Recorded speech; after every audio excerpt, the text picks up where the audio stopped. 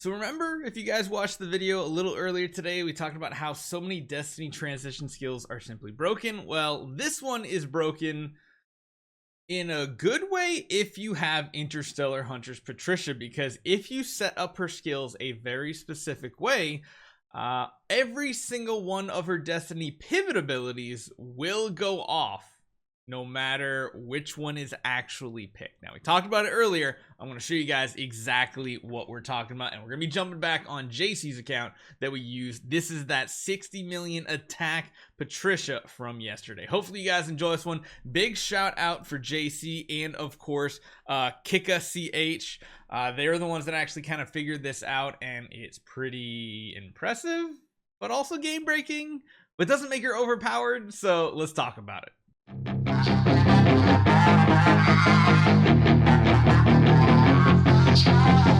So let's first talk about the minimum conditions for this. Well, we don't exactly know, but we do know when you get this Destiny transition skill all the way leveled up here, basically when Interstellar Armament chases and attacks, if you have 4 more layers, it does this whole damage thing that does bypass all these abilities here.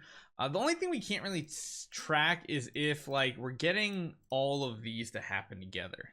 I guess we could run it with a basic and see if it goes off, but let's start with the way we have it set up. And one of the most big key spiritual pivots is making sure you have this additionally deal 600% damage to the target. If you pick the other ones, it's not going to happen.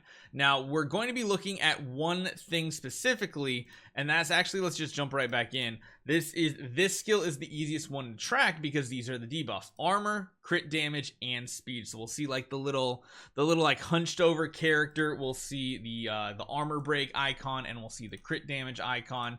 But we do have to remember that's not the only thing that's going to be happening, because just normally when she does have this and she does do those counterattacks, it's going to reduce the enemy's crit chance as well. So remember that. That's already going to be one debuff. And actually, you know what? It might be better off showing you guys with it set up this way. I'm going to fight myself, and we are going to have some little baby Michelles in combat. So what happens here is whenever Ilamok is going to attack right here, she is going to proc her Interstellar Armament, which is going to let her do that counterattack. And you see we get 2 debuffs on there. And they're basically just crit related. So that's all you get. At least that's all that we can tell. But it's kind of a good theory based on how this works. Oh man, the fact that he can counterattack all of them and kill them kind of sucks. Oh wait, one of them lived, but then we destroy him. So that's where our first little tidbit of information comes from. Then when we change it back over to 600%, this is where we're going to get a chance to see those additional icons. Now remember, speed down is kind of like that like hunched over icon, and armor break is the armor one. So just keep that in mind. Let's watch what happens this time when he attacks one of these Michelles again, because again, she procs this after this happens. You'll notice you have the speed down effect, you have the armor reduction effect, and you have the other 2 debuffs that are there. One of them has a second stack. So that right there immediately tells you that all of those effects are happening, whereas previously they are not, because at the very least, the one that they all have in common, which is the first node here, the crit damage, that should only be at 1 stack technically. But because we have armor picked, we're still getting the speed debuff, and we're getting a second layer of the crit damage. Now, if we go over to like this skill here too, it doesn't seem to work. And this now leads me to believe that we need to test every single hero out in the game in a similar situation. It'll be intriguing to see. Yep, see, we only get those 2 debuffs, and we're not going to get the second stack or anything. You can actually still see his buffs. You don't get the second stack. That's the biggest telltale, is that there's only 1 stack of that crit damage debuff to see right there. So you got to have this pick. Now, I do wonder what happens if we pick this one. I guess this one wouldn't be affected because this is just how we gain the transition power. Whereas this one, yeah, so this one we can't change because we need that 4 layers for this to go off. What else could we test? Well, we could try to get the CC to work. That kind of has potential, and we could see if the energy works. However, we're gonna have to put some stronger heroes in the lineup here, and honestly, We probably just need to put her on something super tanky instead and not kind of rely on that. Although we might need to put some stronger heroes in.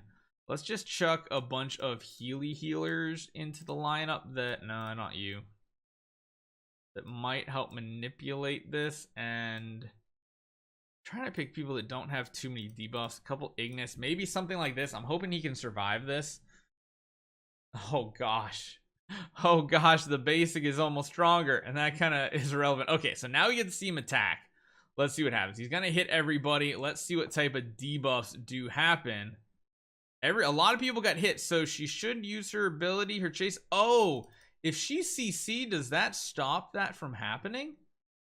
Ooh, that's interesting. Let's run it back one more time and take a slower look, because again, I did the initial test. This one's a little bit different here. Yeah, her with the basic is actually pretty strong. So we do an active. She's not stunned.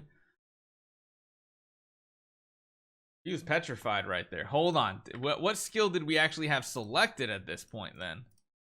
We have, okay, we have the pet. Let's do the increased energy one. So let's just see if we can somehow CC him with the energy one picked. And this should work pretty good. So all we're really looking at is to see if he gets petrified. It's a different petrify though. Okay, that's fine. But we have him chain CC'd, which is not good. Okay, Amun-Ra, you are not helping us out in this situation. We have enough heroes in the lineup. Let's just stick with this. That way we're not dealing with any other control abilities. Now this happens. We do have to, oh, that's the other issue now. Since we're not running energy, maybe we should just run a weaker energy, because this is what gives her her destiny transition abilities. And then now you get all those debuffs, so at least the D3 is happening. Question is,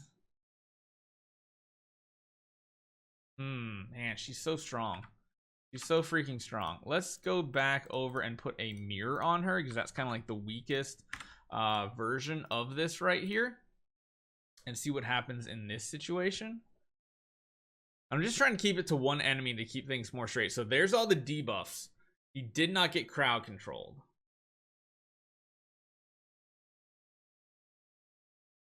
Man, she hit so freaking hard. Okay, we're just gonna make her naked.